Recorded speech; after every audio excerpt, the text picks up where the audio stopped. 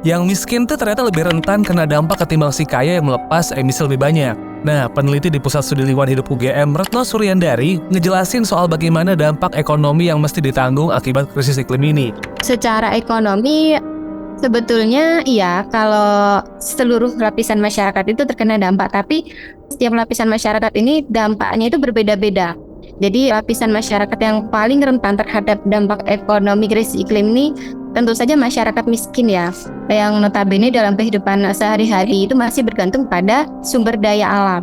Seperti itu. Jadi berbeda dengan mungkin lapisan masyarakat menengah ke atas. Kalau yang menengah ke atas mungkin sudah tidak lagi mata pencahariannya bergantung pada sumber daya alam. Kalaupun masyarakat menengah ke atas itu, kalaupun iya masih bergantung pada sumber daya alam, biasanya ya sudah berupa perusahaan yang kemudian nanti apabila terjadi sesuatu yang dirugikan tetap karyawan-karyawannya yang notabene juga masih masyarakat menengah ke bawah, seperti itu. Jadi kalau berdasarkan yang saya ketahui ya, perhitungan Kementerian Keuangan itu kebutuhan pendanaan perubahan iklim itu mencapai sekitar 3.779 triliun.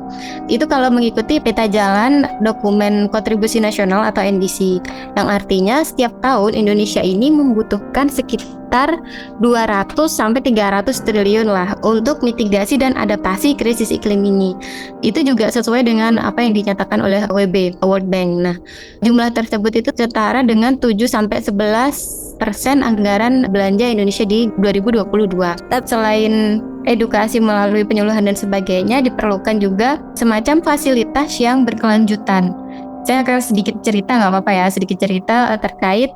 Saya pernah mendampingi beberapa petani di beberapa daerah di Jawa Tengah. Ketika mereka hampir panen, terus kemudian mengalami ada badai, ada hujan, seperti itu, gagal panen dan sebagainya. Nah, bagaimana sih seharusnya, khususnya pemerintah ya, karena yang memiliki kebijakan yang efektif mengeluarkan kebijakan adalah pemerintah, itu sebaiknya mulai mengenalkan tanaman-tanaman yang ramah atau yang adaptif terhadap kondisi krisis iklim saat ini. Kalau misalkan kita tidak berhasil menanggulangi laju krisis iklim, ya kita akan semakin, pendapatan negara akan semakin menurun dari dampak-dampak yang sudah disebabkan gagal panen dan sebagainya tadi. Terus kemudian kebutuhan untuk menanggulangi bencana akibat krisis iklim itu juga akan semakin meningkat. Jadi semacam sudah jatuh tertimpa tangga, seperti itu, akan semakin parah lagi.